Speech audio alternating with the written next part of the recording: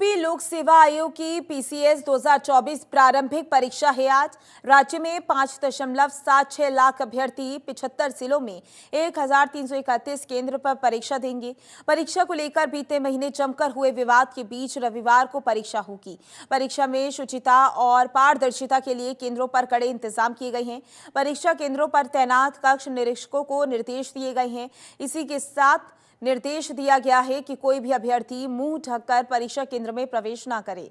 Irish scanning यानी कि अभ्यर्थियों की आंखों की पुतलियों का सत्यापन किया जाएगा। इसके बाद हर अभ्यर्थी के प्रवेश पत्र पर होलोग्राम चस्पा किया जाएगा, जिससे ये तय होगा कि अभ्यर्थी की बायोमेट्रिक कार्यवाही हो चुकी है। इसी के साथ पहली बार केंद्रों पर 50% परीक्षकों की तैनाती केंद्रों से डीएम और DIOS के माध्यम से की गई है।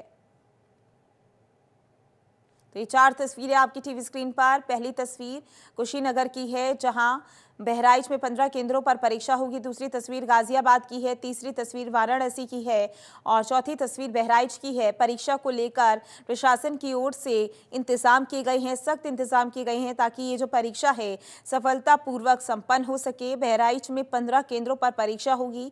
इसी के साथ अगर बात करें अलग अलग जिलों की, तो वहां भी तैयारियां की जा रही हैं। तस्वीरें भी आपको लगातार दिखा रही हैं, कुशीनगर, गाजियाबाद, वाराणसी, बहराइच।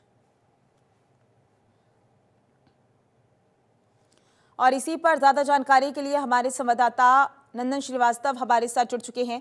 नंदन, आज पीसीएस की परीक्षा को लेकर जिस तरीके से हम तस्वीरें देख रहे हैं, सुबह से ही जांच शुरू हो गई है, क्या कुछ ज्यादा अपडेट?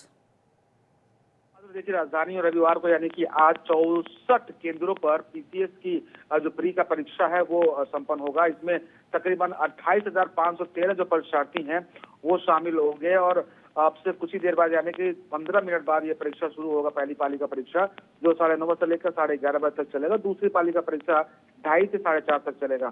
आपको बता दें कि परीक्षा को पारदर्शी ढंग से संपन्न कराने के लिए परीक्षा केंद्रों पर 5 जोन में बांटा गया है। अगर जो प्रभारी की बात करें तो अपर पुलिस आयुक्त को प्रभारी बनाया गया है। वही परीक्षा केंद्रों की सुरक्षा के लिहाज से 64 दरोगा, 128 कांस्टेबल और 128 महिला पुलिसकर्मियों की ड्यूटी लगाई गई है कि परीक्षा को सुनिश्चित कराया जा सके, पारदर्शी तरीके से कराया सके, नकल विहीन कराया जा सके। इसको लेकर पूरी कवायद चल रही है। जी बिल्कुल नंदा, और कहीं ना कहीं हम देख रहे हैं कि जांच शुरू हो गई है, लेकिन अगर हम पिछले कुछ महीनों की बात करें तो किस तरीके से जो जांच का विषय बनता हुआ नजर आया। केंद्रों में कहीं ना कहीं एक जो छात्रों को एक आशंका थी कि उनकी परीक्षा रद्द हो सकती है, उस चीज को कहीं ना कहीं प्रशासन दूर करता हुआ नजर आया। ऐसे में केंद्रों में अगर हम तैयारियों की बात करें तो केंद्रों में किस तरीके से तैयारियां की गई हैं और किस तरीके से परीक्षा पर नजर रखी जाएगी, क्योंकि जिस तरीके से आपने बोला इस बार इस पर ज्यादा जोर दिया जा रहा है कि नकल ना हो, इसको लेकर किस तरीके से इस बार पिछले से लेकर अब ज्यादा बेहतर इंतजाम है?